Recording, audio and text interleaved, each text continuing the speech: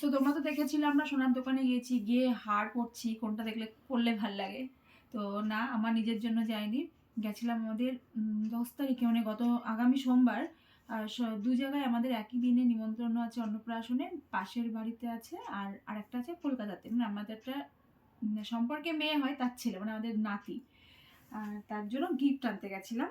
তো যেহেতু একদিনে দু জায়গায় পড়েছে, বাড়ি 5 জন মেম্বার আছি, সবাই ভাগাভাগি করে যাচ্ছি। মা কলকাতায় গেছে, গিফটটা পাঠানো হয়নি, অন্য একজনের হাত দিয়ে পাঠিয়ে দেবো, মা অ্যাডভান্স চলে গেছে আগে। তা এই যে দুটোই ছেলে, ছেলে বাচ্চা, তাদের জন্য এই দেখো এই বাজু আনতে গেছিলাম। এই দেখো দুজনের একই জিনিস এনেছি।